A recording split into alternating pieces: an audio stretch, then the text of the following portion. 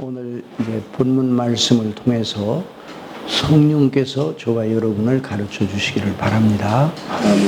자, 누가 저한테 이런 질문을 던진다고 생각해 보았습니다. 성경이 말하는 바를 한 문장으로 말해 주세요. 누가 이런 질문을 던진다고 하면 어떻게 대답을 할까? 오늘 읽은 본문 말씀 요한복음 3장 16절의 말씀을 그대로 증거하면 됩니다. 자, 요한복음 3장 16절 하나님의 세상을 이처럼 사랑하사 독생자를 주셨으니 이는 그를 믿는 자마다 멸망하지 않고 영생을 얻게 하려 하십니다. 정말 이 말씀은 성경 전체가 말하는 그 요절, 성경 전체가 말하는 내용을 함축적으로 이렇게 모아놓은 말씀이다. 우리 주님께서 친히 하신 말씀인데요. 자, 이 본문 말씀에 정말 놀라운 그 주제가, 본문 말씀의 주제가 아주 중요한 주제가 들어있어요. 여러분에게 한번 묻겠습니다. 우리가 살아가는데요, 우리가 믿음으로 살아가는데 인생의 대주제, 아주 인생의 가장 큰 문제 또는 인생의 제일 중요한 것, 우리 어린이들도 있으니까 어린이들도 알아듣기죠. 인생에서 사람에게서 가장 중요한 것이 무엇일까? 이 땅에 살아가는 사람에게 제일 중요한 것이 무엇일까? 이렇게 누가 묻는다면 오늘 본문 말씀에 비추어서 뭐라고 말할 수 있어요? 예? 인생의 가장 중요한 것, 사람에게 가장 중요한 것, 이 땅에 사는 사람에게 최고 중요한 것이야. 다른 것은 거기에 비하면 그 다음. 다른 것은 있으면 좋지만 없어도 결국 크게 문제가 되지 않은. 그런데 이 문제는, 이것은 없어서는 안 되는 것이 있어요. 그게 뭐예요? 그게 뭐예요? 네, 영생이에요. 구원이에요, 구원. 구원을 받느냐. 구원을 받느냐. 이게 영생과 멸망이라 두 낱말로 아주 사람에게 있어서 가장 중요한 문제가 무엇인가? 사람에게 있어서 우리 예수님께서 사람에게 제일 중요한 문제가 무엇이냐? 멸망하느냐, 영생하느냐? 둘 중 하나라고 말하고 있어요. 자, 멸망. 자, 멸망이라는 말은 글자 그대로 하면 없어져. 망하여 없어진다. 멸한다는 말이 망하여 없어진다. 이런 뜻이거든요. 그런데 성경에서 말하는 멸망과 영생, 영생은 무엇인가? 영원히 사는 것이다. 이렇게 그냥 우리 식으로 표현한다면 이렇게 풀어서 말할 수가 있어요. 그런데 여기 예수님이 말씀하시는 멸망과 영생은 영원히 있느냐, 영원히 없어지느냐, 이런 문제를 말하는 것이 아니에요. 사람은, 하나님께서 사람을 지으시되 불멸하는, 멸해지지 않은, 없어지지 아니하는 존재로 사람을 지으셨어요. 자, 이게 참 큰 문제죠. 사람이 이 땅에 살다가 죽으면 그냥 없어진다. 흙으로 돌아가 버리고 그것으로 끝이다. 그러면 그만이다. 이렇게 생각하는 사람들이 많아요. 그런데 결코 그렇지 않아요. 사람이 이 세상에 살다가 죽으면 사람에게 한 번 죽는 것은 정한 것이요 그 후에는 심판이 있으리라 말씀하셨죠. 그러니까 사람이 영원히, 하나님께서 그렇게 지으셨어요. 사람이 영원히 있도록, 영원히 존재하도록 그렇게 지으셨어요. 그러니까 이 멸망과 영생은 영원히 있느냐, 영원히 멸망하여 없어지느냐, 이런 문제를 말하는 것이 아니에요. 사람은 멸망에도 있습니다. 멸망. 여기서 말하 예수님께서 멸망하지 않고 그랬는데 멸망한 사람도 계속 있는 거예요. 계속 존재하는 거예요. 영생 얻은 사람은 말할 필요가 없이 물론 뭐 존재하죠. 있죠. 그런데 망한 사람, 여기서 말하는 예수님이 멸망한 사람도 여전히 있단 말이죠. 여전히 있어요. 그러니까 이 멸망과 영생이라는 이 문제는 있느냐 없느냐 이 문제를 말하는 게 아니에요. 있기는 있어요. 언제까지 있느냐? 영원까지 있어요. 없어지잖아요. 그런데 어떻게 있느냐, 어떻게 존재하느냐 이게 문제죠. 사람이 이 땅에 살면서도 어떻게 사느냐에 따라서 삶의 질의 문제를 얘기를 하죠. 그런데 어떤 분이 어떤 사람은 아이고 사는 게 아니에요. 그러면 그 삶의 형편이 어렵고 삶의 내용이 상당히 아주 힘들다는 그런 말이에요. 그런데 이 세상에서는 여러 가지 사람들 사이에 비교가 될 만큼 여러 가지 차이가 있는 건 사실이에요. 그런데 이 멸망과 영생이라는 문제 앞에서는 그런 이 세상에 사는 차이가 무색해. 그런 차이가 아무런 의미가 없어요. 멸망과 영생 앞에. 여러분 나사로와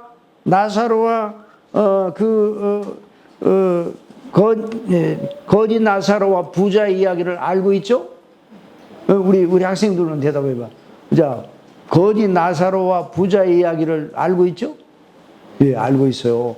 근데 거지 나사로와 부자, 거지는 그 부자의 대문에 와서 앓는데 이 상처를 가지고 병을 치료하지 못한 채 누워서 부자의 상에서 떨어지는 음식으로라도 배를 채우면 좋겠다 이런 상태. 그러니까 삶의 그 사람의 그 생활의 질은 가장 낮은 상태예요. 생활의 질은 점수로 말하면 0이에요, 0. 그런데 그 대문 안에 사는 부자, 그 부자는 날마다 호화롭게 잔치하듯이 살아가는 사람이에요. 고운 옷을 입고 날마다 잔치하듯이 살아요. 여러분 누가 그런 사람이 있다. 어떤 사람이 여러분이 알고 있는 사람 가운데 그런 사람이 있다. 그러면 그 사람 부러워요, 안 부러워요? 날마다 여유 있고 걱정할 거 없어요. 돈 걱정 없고 또 거기다가 건강도 너무 좋아서 그리고 모든 일이 잘 돼. 그 자녀들도 잘 세상에서 아주 소위 말하는 출세를 해가지고 그 가정이 아주 그냥 번창하는 가정. 그래서 날마다 그 가정에 모이면 희희낙낙 너무너무 아주 놀라운 훌륭한. 그래서 많은 사람들이 볼 때는 정말 옛날 TV에 성공시대라는 그런 프로그램이 있었어요. 성공시대에 날만한 사람이에요. 이 사람은 어떻게 해서 그렇게 됐는지 자세히 우리 예수님이 말씀하신 비유인데 어떻게 해서 그 사람이 그런 자리에 올랐는지는 설명을 하지 않으세요. 하여튼 그런 자리에 오른 사람이에요. 그런데 그 사람이 이 땅에서 그렇게 호화롭게 살고 있는데 그 사람 죽습니까? 안 죽습니까? 죽죠. 나사로도 죽고 그 사람도 죽었어요. 그런데 죽은 다음부터의 그 상태는 전혀 다른 반전이 일어났어요. 자, 그 죽음에 대해서 말하는 누가복음의 그 묘사를 우리 예수님이 말씀하신 그 말씀을 들어보면 나사로의 죽음에 대해서는 이렇게 말합니다. 저가 죽어 천사들에게 받들려 아브라함의 품에 들어갔다 그랬어요. 응? 저가 죽어 누구에게 받들려? 천사들에게 그 영혼이 받들려 누구 품에 들어갔어요? 아브라함의 품에 들어갔다. 아브라함의 품에 들어갔다는 이야기는 영생 얻은 사람의 영광의 최극치에 들어갔다는 말이에요. 아브라함이 받은 그 영적인 은혜, 구원의 영광, 그래서 아브라함이 누리고 있는 아버지의 집의 영광, 그 속에 들어갔다는 말을 우리 예수님이 그렇게 표현하신 것이죠. 그러니까 사람이 죽어 천사들에게 받들려 아브라함의 품에 들어갔다, 이런 소리를 들을 정도면 최고의 사람이에요. 최고의 사람을 묘사하는 여러 말들이 있어요. 사람의 상태와 복을 묘사하는 여러 말들이 있는데, 그 예수님이 하신 말씀, 그가 죽어 천사들에게 받들려 아브라함의 품에 들어갔다 하는 이 표현은요, 사람이 들을 수 있는 말 중에 최고의 아름다운 말입니다. 저와 여러분들 이런 말을 듣기를 원합니다. 예, 그러니까 자, 죽음이 그 두 사람을 갈라놓았어요. 그런데 부자의 죽음에 대해서 우리 예수님 뭐라고 말씀해 주시는가? 그 부자, 호화롭게 날마다 모든 사람의 부러움을 사던 그 사람, 이 세상에서는 최고의 삶의 지혜를 누리고 산다고 자타가 다 인정하는 그 사람의 경우를 예수님이 뭐라고 말씀하십니까? 그 부자도 죽어. 그냥 그렇게 말했어요. 그 부자도 죽어 음부에서 이렇게 말해요. 얼마나 차이가 있어요? 그러니까 나사로는 죽어 천사들에게 받들려 아브라함의 품에 들어갔다. 이 사람 누구라고요? 영생 얻은 사람. 아시겠어요? 자, 그런데 그 부자는 날마다 호화롭게 연락하던 그 호화롭게 즐기던 그 부자는 죽어 어디로 들어가는가? 음부는 뭐예요? 지옥에 들어가서 지옥에. 그래서 불 가운데 고통당하고 고민을 하고 있어요. 그래서 부자가 그런데 그 부자가 하늘에 있는 그 나사로, 아브라함의 품에 있는 나사로. 그래서 이 부자가 아브라함을 향해서 탄원을 합니다. 아브라함이시여, 품에 있는 그 나사로를 보내서 내 혀에다가 물 한 방울을 찔러 내 혀를 서늘케 하소서. 여러분, 이거 얼마나 무서운 그 묘사예요. 이건 동화입니까? 지금 우리가 듣고 있는 건 동화 이야기예요? 아니면 실제 이야기예요? 누가 말씀하셨어요? 예수님이. 그러니까 이건 실제에 대한 이야기예요. 여러분, 성경에 나오는 모든 그 내용은 사실적이에요. 있는 그대로를 말하는 거지 꾸며서 말하는 것이 없어요. 물론 이제 비유의 말씀은 어떤 그 교훈을 주시기 위해서 비유의 말씀을 주셨는데, 그 비유의 말씀도 이 땅에서 일어나는 걸 가지고 천국에 대한 영생, 구원, 멸망에 대한 것을 나타내는 거죠. 그러니까 성경은 여러 문학적인 그런 표현을 쓰고 여러 문학적인 그 문학의 장르가 그 성경에 어떤 경우는 그 있는 사실을 역사적으로 기록한 그 역사적인 기록의 그 문학 형태를 띠기도 하고, 어떤 경우는 어떤 경우는 자문, 시와 노래, 그러니까 지혜 문학, 뭐 이런 여러 가지의 장르, 어떤 대목은 편지를 써서, 그래서 사도 바울이 쓴 편지, 베드로 사도가 쓴 편지, 요한 사도가 쓴 편지, 그런 여러 가지 형식을 띠고 있지만 여전히 성경은 있는 그대로의 사실을 묘사한, 그러니까 지금 우리가 듣고 있는 나사로와 그 거짓 나사로 부자 이야기는 없는데 꾸며서 말하는 것이 아니고, 또 사람을 위협하시기 위해서 하나님께서 그렇게 말씀하신 것이 아닙니다. 그러니까 그 나사로가 들어가 있는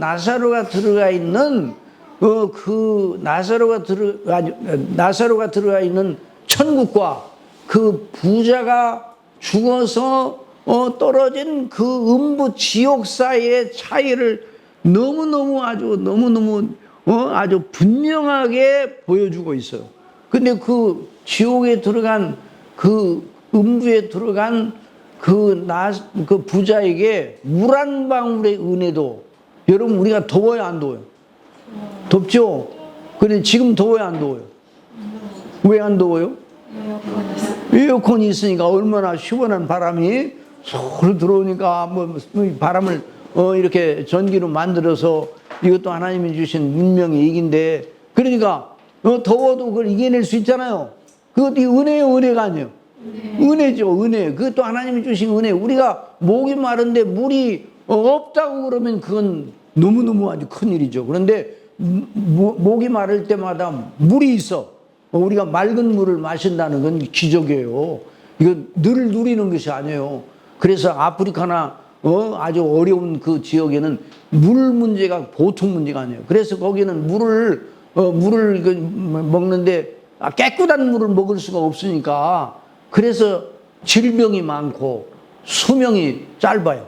그러니까 일반 은총의 영역도 그런 데에 비해서 우리가 누리는, 우리 대한민국이 누리는 일반 은총의 그 수준은 세계 제일입니다. 저는 뭐 세계 여러 군데는 몇 군데는 가봤지만은 전 세계를 다 돌아다니고 이런 그 결론을 내릴 필요가 없어요.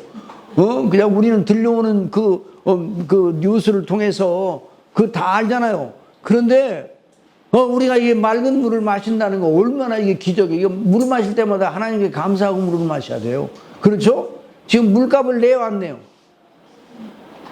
지금 우리가 물값을 냅니까 안 냅니까? 아니 물값을 내죠. 그 수도세는 물값을 내는 게 아니에요. 그 물을 깨끗하게 우리 집까지 배달해 주는데 필요한 용역비, 용역비를 내는 거예요. 물값을 내는 게 아니에요. 물값은 얼마나요? 여기 한 잔에 들어있는 물값이 얼마예요? 그 물이 H2O잖아요, H2O. H2O를 합성해가지고 이 물을 만들려고 그러면, 물이 없는 가운데 H2O를 합성해 만들려고 그러면 그거 돈으로 뭐 따질 수가 없을 정도로. 그러니까 아무도 그런 식으로 사서 물을 마신다고 그러면 한 방울의 물을 마시려고 해도 엄청난 돈을 지불해야 될 그런 판이에요. 그런데 우리가 이 세상에 있을 때, 이렇게 어려울 때, 추우면 이렇게 덥게 또 하고, 또 추우면 더우면 이렇게 시원하게도 하는데, 이게 은혜잖아요. 그런데 그 지옥에는 한 방울의 은혜도, 한 방울의 혀를 서늘케 할 정도의 은혜도 허락되지 않은 것이에요. 그러니까 멸망받은 사람과 영생 얻은 사람 두 사람의 차이를 어떤 것으로도 온전히 비교해 낼 수가 없어요. 자, 이게 성경이 그걸 말하고 있어요. 이 성경의 대주제는 뭐라고요? 구원의 구원. 자, 역사가 왜 이렇게 진행되냐? 오늘 해가 떴죠? 왜 해가 떴는가? 오늘 해가 질 거예요. 내일 또 해가 또 뜰 거예요. 그 역사가 왜 진행되는가? 사람이 낳고 살고 죽고 역사가 막 진행돼요. 그 왜 진행되는가? 성경에 의하면 이렇게 말하세요. 성경에 의하면 하나님이 기뻐하시는 사랑하시는 사람들을 한 사람도 놓치지 않고 빠짐없이 구원해 내셔서 그들로 의에 거하는 바 하늘과 새 땅의 주인이 되게 해서, 그러니까 하나님의 나라를 완성하기 위해. 그러니까 성경의 대주제는 구원과 하나님의 나라입니다. 뭐라고요? 이 구원과 하나님의 나라는 두 개의 개념이 아니에요. 그런데 하나의 개념이야. 그러니까 죄 가운데 다 멸망, 다 진노 아래에 있는데 하나님께서 진노 아래에 있는 그 인생을 구원해 내셔서 하나님의 나라를 이룩하게 하시는 것이 이게 목적이에요. 그러니까 오늘 역사가 왜 진행되는가? 왜 이렇게 해가 뜨고 해가 지는가? 이런 나라들이 왜 있는가? 이런 모든 모든 인프라들이, 이런 그들이 갖춰져 세계가 움직이잖아요. 이런 모든 것이 왜 있는가? 여러분, 우리가 숨을 쉬는데 이거 하나님께서 다 주장하시고, 그 온 우주가 다 조금도 틀림없이 조밀하게 그 운행이 되고 있기 때문에 우리가 숨을 쉬고 이렇게 살 수가 있는 거예요. 이게 이제 하나님이 주신 은총인데, 그래서 역사는 그것 때문에 구원과 하나님의 나라. 그래서 역사의 종말에 역사의 끝이, 이 끝이 있어요, 없어? 끝이 있어. 이 역사의 종말에 누가 오셔요? 그리스도께서 오시는, 그리스도께서 오심으로 역사에. 그러니까 그리스도께서 마지막 날에 한 사람도 잃어버리지 아니하고 구원하시기 위해서 역사가 진행되는. 그래 나중에 그래서 하나님의 택한 백성들이 한 사람도 빠짐없이 받게 되는 그 시점이 바로 예수님이 오시는 최종적인 마지막 날이에요. 그런데 그 마지막 날은 그래서 다른 모든 것들은 다 이제 더 이상 필요가 없어. 그래서 불로 녹아지고 새 하늘로 새 땅이, 의에 거하는 바 새 하늘로 새 땅이 오죠. 그러니까 이게 멸망과 이 영생이라는 주제는 인생의 대주제예요. 인생의 대주제. 자, 그런데 우리 예수님께서 오늘 이 엄청난 말씀을 하시는데, 그 말씀 요한복음 3장 16절 그 전에 3장 1절부터 16절까지 쭉 말씀해 주시는데, 우리가 아주 이 대목이 아주 성경이 매우 중요한 대목이에요. 그런데 그냥 멸망과 영생을 말씀하시지 않고 그 앞에 무슨 말씀이 있단 말이죠. 그런데 거기에 있는 말씀을 보면 3장 14절에 있는 말씀 보세요. 자, 우리 다 같이 한번 읽어봅시다. 시작. 모세가 광야에서 뱀을 든 것 같이 인자도 들려하리니 이는 그를 믿는 자마다 영생을 얻게 하려 하심이라 그랬죠? 자, 여기 모세가 광야에서 뱀을 든 것 같이 인자도 들려하리니, 그러니까 모세가 광야에서 뱀을 든 일과 인자도 들려야 한다. 그래서 인자도 들려야 한다. 그 인자는 누구세요? 예수님이 그 스스로 자기 자신을 인자라고. 그래서 성경에는 구주 예수 그리스도 사람이 되셔서 그 당신의 사랑하시는 백성들을 구원하시는 구주를 가리켜서 인자라 이렇게 표현해요. 그러니까 성경에서 말하는 인자는 아무에게나 사용되지 않았어요. 어떤 이제 에스겔에 보면 선지자를 인자라고 표현을 하기도 했지만, 결국 궁극적으로 여기서 말하는 예수님이 말씀하시는 인자는 예수님 자신을 가리키는데, 하나님의 아들 사람이 되어 말씀이 육신이 되어 우리 가운데 계신 바로 그 그리스도를 가리켜서 말씀하시는 거예요. 그러니까 인자도 들려야 한다. 들려야 한다는 건 어디에 들려? 십자가에 못 박혀 죽으시는 것이에요. 여러분, 하나님의 아들이 십자가에 못 박혀 죽으심으로, 그래서 그 예수님을 믿는 자마다 멸망하지 않고 그 영생을 얻게 하려 하심이라 이 말씀을 하셨어요. 그런데 이제 광야에서 모세가 장대에 놋뱀을 들었잖아요. 광야에서. 그러니까 뱀을 든 것 같이 그런 말씀을 했어요. 자, 그러니까 여기서 말씀하시는 이 모세가 광야에서 뱀을 든 것 같이 민수기에 나오는 사건이에요. 민수기 21장 4절에 보면 백성이 호르산에서 출발하여 홍해길을 따라 에돔 땅을 우회하려 하였다가 길로 말미암아 백성의 마음이 상하니라. 백성이 하나님과 모세를 향하여 원망하여 어찌하여 우리를 애굽에서 인도하여 내어 이 광야에서 죽게 하는가? 이곳에는 먹을 것도 없고 물도 없도다. 우리 마음이 하찮은 음식을 싫어하노라. 자, 이 이스라엘 백성들이 애굽에서 이제 하나님의 인도하심을 따라 홍해를 건너게 하시는 은혜를 따라서 광야 생활이 시작하는데, 광야 생활이 어려워요, 어렵잖아요. 어렵죠, 그 자체. 그러니까 이런 불평을 한 것이, 광야 생활이 어려운 조건이 비추어보면 우리가 그 자리에 있어서 불평이 나올 만해요. 그러니까 이해가 돼요. 그런데 이해가 되는데 이 대목은요, 자 보세요. 애굽에서 인도하여 내어 이 광야에서 죽게 하는가? 그러면서 이곳에는 먹을 것도 없고 물도 없도다. 우리 마음이 이 하찮은 음식을 싫어하노라.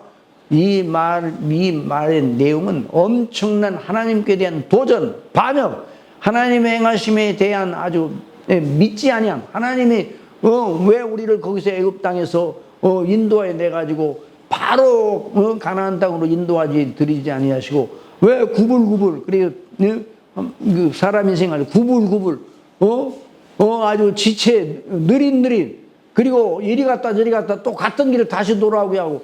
그러니까 백성의 마음이 그 길로 그 모세를 통해서 하나님이 인도하시는데 그 길로 마음이 상했다고 했어요. 그러니까 인간적으로는 이해가 되나 하나님의 인도하심에 대한 정면 도전이었어요. 그래서 하나님께서 불뱀을 보내서 불뱀. 그래서 불뱀을 보내. 자, 불뱀이 이스라엘 백성이 진중에 보내어 물게 하셨습니다. 민수기 21장 6절에 보면 여호와께서 불뱀들을 백성 중에 보내어 물게 하심으로 이스라엘 백성 중에 죽은 자가 많은지라. 어느 뱀인지는 모르지만 이 불뱀이라는 건 맹독성을 가진 뱀이었을 것입니다. 한 번 물리면 그 독이 순식간에 온몸에 퍼져 마치 몸에 불을 붓는 것 같이 열이 나서 결국 죽게 되는 무서운 독뱀이었어요. 어디서 불러왔는지 하나님께서 불러오시고 그래 그 뱀들이 어디서 살다가 그렇게 왔는지 그건 몰라요. 하나님이 모든 만물을 다 하나님 주장하시니까. 그래서 그 뱀에 물린 자, 뱀에 물린 자는 어떻게 된다고요? 물론 뱀에 물린 자들 가운데 살아나는 자도 가끔 있겠죠. 여러분, 뱀에 물린 자는 다 죽었어요. 아주 몇 명은 살았어요. 뱀에 물린 자는 다 죽었어요. 뱀에 물린 자는 그 뱀의 맹독에서 벗어날 수가 없었어요. 벗어날 수가 없었어요. 자, 그런데 이제 그런 가운데서 뱀에 물려서 다 죽어가니까 그 일로 인해서 백성이 마음을 돌이켜서 하나님 앞에 회개하고 그래서 백성에게 뭐라고 말하는 거니? 민수기 21장 7절에 백성이 모세에게 이르러 말하되 우리가 여호와여 당신을 향하여 원망함으로 범죄하였사오니 여호와께 기도하여 이 뱀들을 우리에게서 떠나게 하소서. 모세가 백성을 위하여 기도하며 여호와께서 모세에게 이르시되 불뱀을 만들어 장대 위에 매달아라. 물린 자마다 그것을 보면 살리라. 이런 하나님께서 이런 처방을 주셨어요. 자, 그러니까 모세가 21장 9절에 모세가 놋뱀을 만들어 장대 위에 다니 뱀에 물린 자는 놋뱀을 물린 자가 놋뱀을 쳐다본 적 모두 살더라 그랬어요.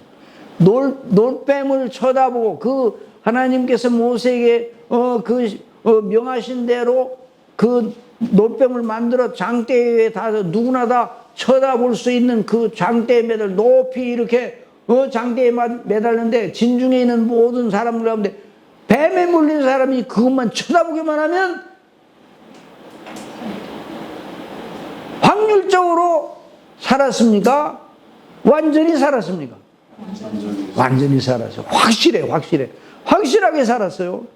자, 여기서 이제 왜 예수님은 이 말씀을 들어서 멸망과 영생의 문제를 말씀하셨는가? 예수님을 믿어 영생 얻게 하시는 하나님의 은혜를 이 광야 사건을 들어서 설명해 주신 것이에요. 자, 여기서 우리는 두 가지 요점을 발견합니다. 한번 따라해보세요. 절박성과 확실성. 절박성은 뭐예요? 뱀에 물린 자는 어떻게 됐다고요? 다 죽어요. 그러니까 절박하죠. 뱀에 물렸다면 어떻게 돼요? 죽어요. 어느 누구도 뱀에 물려서 살아날 자가 없었어요. 절박성이에요. 그런데 확실성은 뭐예요? 뱀에 물린 자는 반드시 죽어요. 반드시 죽어. 그게 확실성이요.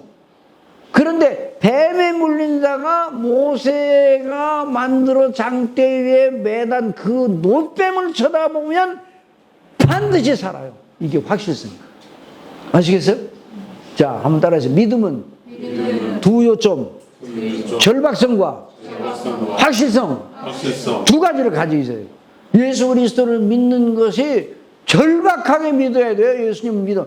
예수님을 믿는 것이야말로 모든 인생들이 취할 수 있는 취사 선택할 수 있는 선택 사양 중에 최고의 것이라서 예수님을 믿는 거죠. 그래야 그래요. 그렇게 말하면 안 되는 거예요. 예수님을 믿는 것이 여러 가지 거라서 비교했더니 비교급적으로 최고라서 예수님을 믿으면 그건 잘못된 믿음이에요. 그 믿음을 가지고 있는 사람들이 오늘날 교회에 너무 무수하게 많아. 예수님을 믿는 것이 그래도 최고라서 믿는다. 다른 종교보다는 그래도 기독교가 최고 고상하다. 이렇게 생각하고 믿는 사람들이, 교회에 나오는 사람들이 많아요. 그런데 성경은 그걸 가리켜 믿음이라고 말하지 않습니다. 예수님을 믿는 것은 최고라서 믿는 것이 아니에요. 오직 유일한 길이기 때문에 믿습니다. 어떻다고요? 유일한 인생의 유일한 대안이에요. 다른 대안은 다 의미가 없어. 다른 대안은 모세가 불뱀에 물린 사람들 가운데 살아날 사람이 없어요. 다 죽어요. 이건 뭘 의미하는가? 죄에 빠진 인생의 절박한 처지를 말하는 거예요. 죄에 빠진 인생 가운데 어떤 사람이 자기를 연마시켜 도를 닦아 그리고 선을 행하여 자기를 다 이렇게 아주 고양시켜서 자기를 나이스하고 멋지게 만들어서 하나님께서 인정하시는 그 의의 수준에 이를 사람, 그래서 영생을 스스로 취할 사람이 있어요, 없어요? 없어요. 그러니까 죄에 빠진 인생의 상태, 이걸 나는 죄로 말미암아 영원히 망하게 되었다. 이런 절박한 의식, 이 절박한 의식이 없이 예수님을 믿음으로 인격적으로 고상해지고 예수님을 믿음으로 그래도 다른 종교를 믿는 것보다 훨씬 나은 것 같다. 이런 식으로 믿으면 그 믿음은 참 믿음이 아니에요. 그 믿음은 참 믿음이 아니에요. 그 믿음은 죽음을 이겨낼 수 있는 믿음이에요. 그런 믿음을 가지고 있으면 죽을 때, 그 믿음 가지고 죽을 때, 그 죽음의 소위 말하는 요단강을 건널 때, 요단강에서 다 거기서 그냥 좌절하고 말아요. 죽음의 요단강 앞에서 좌절하고 말아요. 그러나 절박하게 죄 가운데 있는 나의 입장, 이건 어떤 방도로도 나를 갖다 고칠 방법은 없다. 내게는 그리고 어떤 인생을 의지해도 고칠 방도가 없다. 인생론을 얘기한 여러 철학자들이 많아요. 어떤 사람이 여러 철학자들이 그 인생론을 말했죠. 그런데 그 철학자들이 인생론을 보면요, 그냥 maybe야, maybe. 그럴 수 있다. 아마도 그럴 것이다. 그래서 그 철학자에게 찾아가서 어떤 사람이 정말 이대로 살면 되는 거예요? 그렇게 살으세요. 그러면 이대로 살면 영원히 영광스럽고 내가 죽어도 이대로 살면 죽어도 그 다음에 정말 그 영화로운 그런 그 보장을 할 수 있습니까? 죽은 다음에는 모르죠. 그 다음에는 내 책임이 아니에요. 그러니까 이 세상에 있는 모든 그 인생론들 전체는 다 이 세상에서 눈에 보이는 대로 미루어 짐작하여낸 인생론이에요. 그러니까 석가모니가 진지한 사람이에요. 아주 가벼운 사람이에요. 석가모니가 진지해요, 가벼워요? 어느 정도 진지한 거냐? 아니, 진리를 알기 위해서 생로병사, 왜 사람이 낳고 병들고 죽고 늙고 그러는가, 이 문제를 풀기 위해서 집도 나갔어. 집을 나가면 안 되는데 집도 나갔어. 집을 버렸어요. 그래가지고 산속에 들어가서 혼자 깊이 명상하고 묵상을 했어요. 그래서 나중에 이제 자기 나름대로 깨달았다고 하는 걸 가만히 들어보면 윤회. 봄, 여름, 가을, 겨울이 바뀌죠. 지금 여름이잖아요. 한창 나무가, 그래 나중에 가을이 되잖아요. 낙엽이 지죠. 그 다음에 겨울이 돼. 그리고 봄이 되면 그 나무가 어떻게 해요? 소생을 하죠. 그러니까 인생도 뭐냐? 윤회한대, 윤회. 여러분 이 땅에 왜 한번 대답해봐요. 물어보니 대답해봐요. 몇 살이야? 중학교. 이게 몇 살이냐고. 15살. 그럼 만 14년, 만 14년 전에 태어났나? 만 15년 전에 태어났나? 그럼 태어나기 전에는 어디 있었어? 이름이 뭐야? 김시온이요. 시온? 예. 네, 시온이 태어나기 전에 어디 있었어?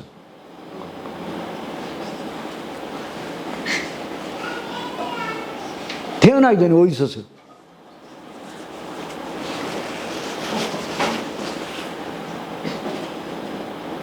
오래 생각하지 마. 오늘 대답이야. 태어나기 전에 어디 있었어? 아니, 생각나는 대로, 자기가 생각하는 대로 대답해봐. 우리, 그 옆에는 우리, 아니, 태어나기 전에 어디 있었냐고요? 아니, 그 엄마 품속에 있었지. 태어나기 전에. 그렇지. 잘 대답해서. 그 엄마 품속에 있기 전에 어디 있었어요? 모르겠어요. 응? 모르겠어요. 모르겠다고?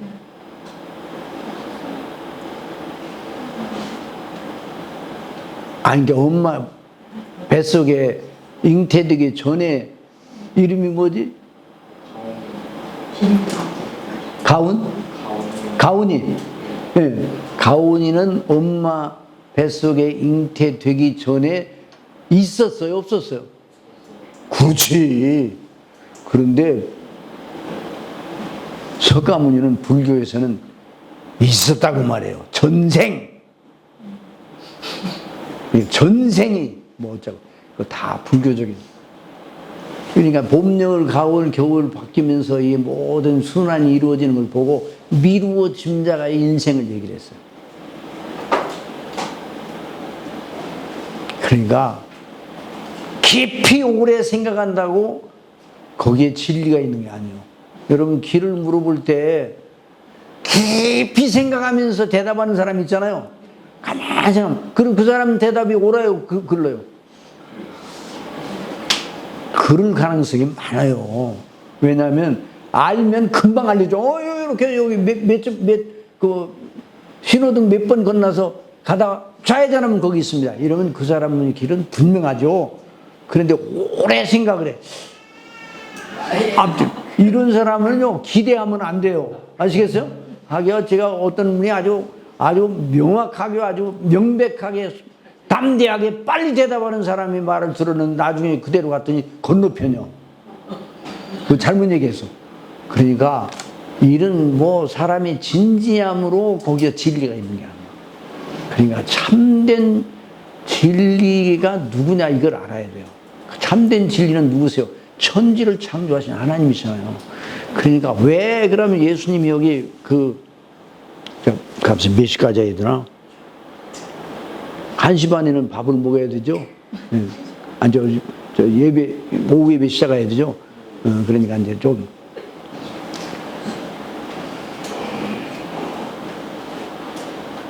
자, 다시 한번 정돈합니다. 우리가 예수님을 믿는 건 절박성이 있어야 돼요, 없어야 돼요? 예수님 외에는 다른 길이 없다고 하는 이런 믿음을 가지고, 그럼 이런 절박성에 대한 그 인식, 절박성에 대한 생각, 예수님만으로만 구원을 받는다는 이런 생각을 누가 하느냐? 누가 해요? 거듭난 사람만이 하는 거야. 요한복음 3장 1절에 있는 말씀 얼른 찾아요. 자, 요한복음 3장 1절. 자, 다 같이 읽으십시다. 그런데 바리새인에게 니고데모라는 사람이 있으니 유대인의 지도자. 그가 밤에 예수께 와서 이르되 납비여 우리가 당신은 하나님께로부터 오신 선생인 줄 아나이다. 하나님이 함께 하시지 아니하시면 당신이 행하신 이 표적을 아무도 할 수 없습니다. 예수께서 대답하여 이르시되 진실로 진실로 내게 이르노니 사람이 거듭나지 아니하면 하나님 나라를 볼 수 없느니라 그랬어요. 그러니까 니고데모가 아니 어떻게 사람이 거듭나요? 늙으면 다시 어머니 태속으로 들어갔다 납니까? 이거 니고데모가 똑똑한 사람인데요. 예수님의 말씀 앞에서는 똑똑한 것이 아니라 미련하게 짝이 없는 그런 반문을 던졌어요. 여러분, 이 세상에 석학이라는 사람들이 많아요. 그런데 인생의 진정한 의미에 대해서 말하는 걸 들어보면요, 정말 아무것도 아니에요. 그러니까 잘 모르니까 그렇죠. 그래서 하나님께서 세상에 지혜 있는 자를 택하지 아니하시고 지혜 없는 자를 택해서 거듭나게 하셔서 하나님과 예수님을 알게 하시는 이런 놀라운 은혜를 주셔요. 자, 그러니까 사람이 거듭나면 어떻게 되는 거예요?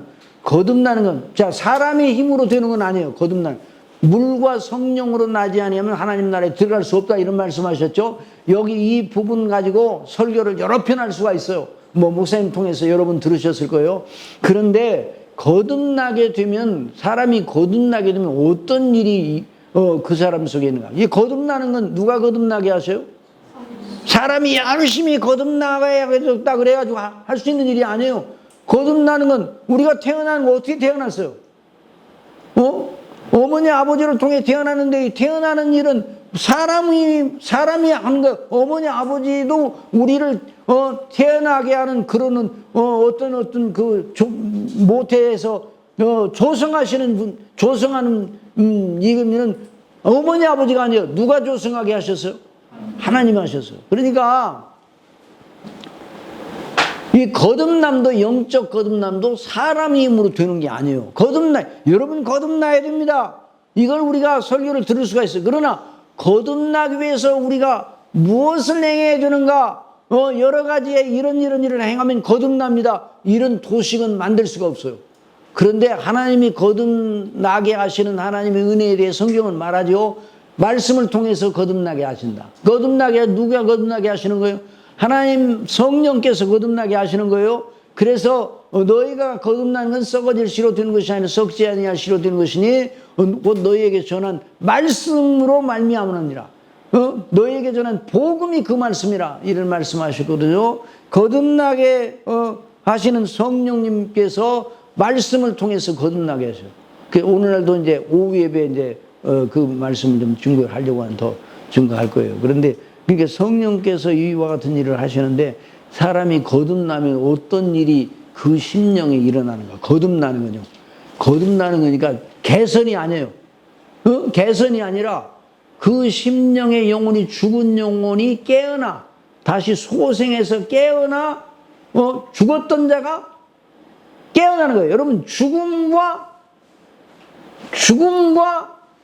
깨어나는 것 사이는 엄청난 차이예요.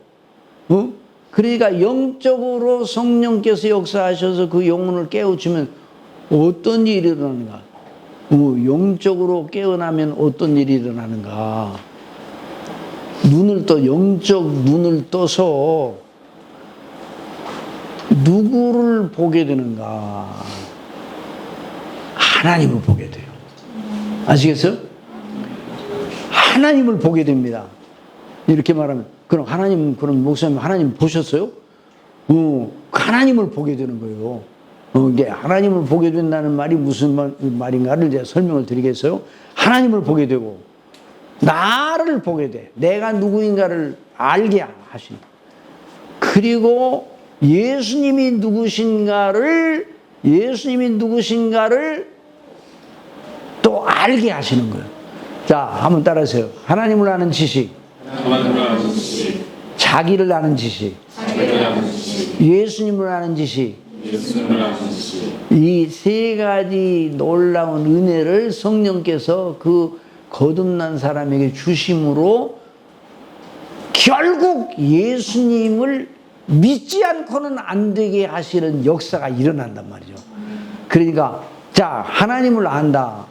하나님을 철학적인 논증을 통해서 하나님이 존재하시냐 존재하지 않느냐, 이런 철학적인, 그런 사람이 철학적인 논리를 통해 하나님이 계시냐 안 계시냐를 연구하는 그런 일은 아리스토텔레스, 플라톤, 아리스토텔레스, 소크라테스, 그때 첫 철학사에 보면 만물의 기원에 대해서 연구를 할 때 여러 가지 이런 고민을 많이 했어요. 그런데 하나님, 신이 존재하느냐, 절대자가 존재하느냐, 존재하지 않느냐, 이에 대한 질문을 철학은 계속 던졌어요. 근데 지금까지 답을 찾았어요, 못 찾았어요, 철학이? 여전히 철학 교수님들한테 가서 물어봐요. 하나님이 계시나요? 안 계시다고 말하지는 않아요. 네, 근데 계속 연구 중이라고 그래요. 그러니까 철학은 계속 하나님이 계신가 안 계신가 이런 결론도 못 내려서요. 만약에 결론을 내리면 이런 문제가 또 나오겠죠. 그럼 그 하나님이 누구냐? 불교의 부처가 그 하나님이냐? 다른 뭐 이슬람의 알라가 그 하나님이냐? 성경이 기독교 성경이 말하는 그 야훼 하나님이 그 하나님이냐? 이런 문제에 대한 또 질문이 그럼 그 하나님이 누구냐? 이런 질문이 나오기가 십상이죠. 또 그 절대자는 어떤 성품을 가지고 있느냐? 어떤 속성을 가지고 있느냐? 이런 문제까지 나가게 되면 철학자들이 대답할 수 있어 없어? 없어요. 철학자들은 그러니까 그런 질문이 나올까 봐서 하나님이 계시다는 말을 안 하는 건 아니에요. 그렇기는 해도 만약에 하나님이 계시다고 그러면 절대자가 있다고 그러면 이런 질문으로 이어지게 돼 있어요. 그런데 지금까지도 하나님이 계신 것을 몰라요. 그런데 거듭난 사람들은 하나님이 계신 것을 알기 시작하는 거예요. 무엇을 통해서? 성경을 통해서. 성경 말씀이 믿어지게 되는, 성경 말씀이 하나님의 말씀이 믿어지기 시작한다. 이건 거듭난 사람에게만 가능한 거예요.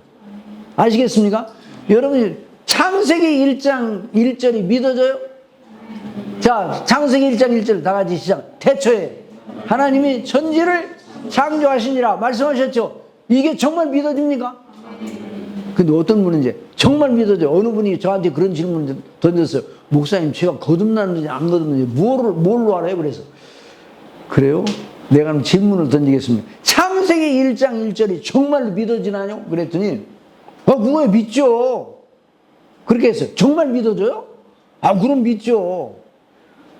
그런데 그 사람이 만 이렇게 대답했다고. 다른 건 다 믿는데, 성경에 다른 건 다 믿는데 어떻게 요나가 물고기 뱃속에서 3일 있었는데 살아나왔습니까? 안 죽고? 그거 이해가 안 돼요. 이런 사람이라면 또 어떤 분, 그럼 예수님이 물 위로 걸어가신 무리로 어떻게 걸어가셨을까요?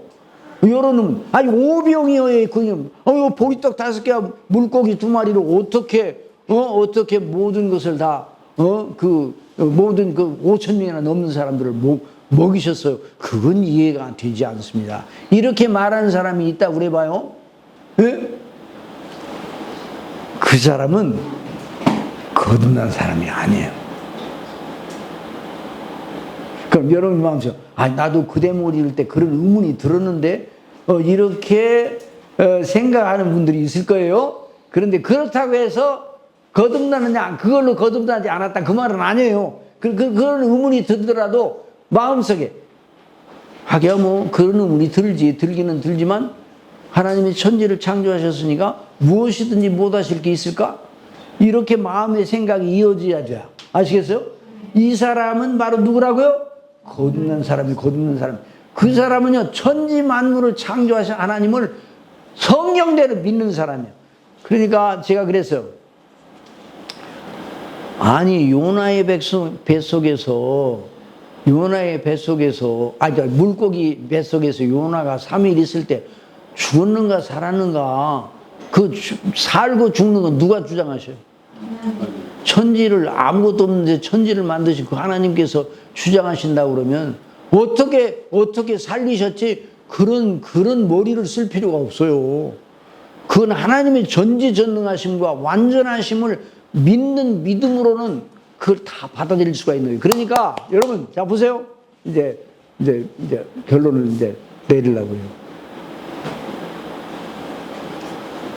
하나님께서 완전하시고 절대자요, 전능자요, 성경이 말하는 대로 정말 하나님은 그런 분이시라고 믿는다면 일단 거듭난 사람의 한 표지를 가지고 있는 거예요.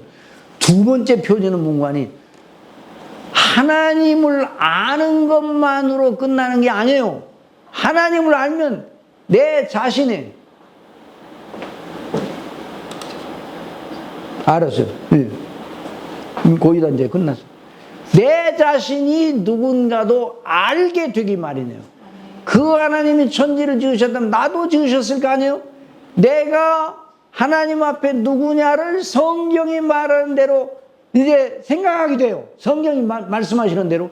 그래서 내가 죄인 중에 죄인이요. 하나님 앞에 절대로 심판받을 지옥에 가기에 합당한 죄인이라는 걸 알게 돼요. 그러니까 불뱀에 물려 반드시 죽겠다는 생각을 했던 그 당시 사람들처럼 영적인 절박성이 생기는 거예요. 아시겠어요? 그리고 그런 자기 죄에 대해서 그래 회개하고 나는 큰일 났다. 근데 거듭난 사람은 거듭나지 아니한 사람이 하는 고민을 하게 돼. 하나님 앞에 내가 누구냐? 나는 죄인 중에 괴수다는 생각을 가지게 되고, 그리고 나는 어떻게 하느냐? 하나님의 주시는 긍휼 외에는 아무런 소망이 없다. 그런데 나중에 성령께서 그 사람을 인도하셔서 성경에 기록된 대로 예수님이 하나님의 아들이시고 그분이 나를 위해 십자가에 못 박혀 죽으셨다는 사실을 믿게 하시는 데까지 성령께서 나가시는 거예요. 그래서 모세가 광야에서 뱀을 든 것 같이 인자도 들려야 되는 십자가에 못 박히신 예수님이 바로 내 죄를 위하여 죽으셨다는 사실이 성경에 기록된 대로 믿어지게 되는 거예요. 그래서 이런 믿음으로 사람이 멸망해서 영생을 얻는 거예요. 이게 바로 그래서 예수님이 요한복음 3장 1절부터 16절까지 그 논리로 말씀하시는 거예요. 그러니까 우리 믿음에는 두 가지 요소, 무슨 요소가 무슨 요소? 절박성과 그리고 예수님을 믿어 구원받는 일을 확률적으로 구원받는 거예요? 완전히 구원받는 거예요? 확실하게 구원받는 거예요. 이 사실을 믿는 사람들이 하나님의 자녀들입니다. 기도하겠습니다.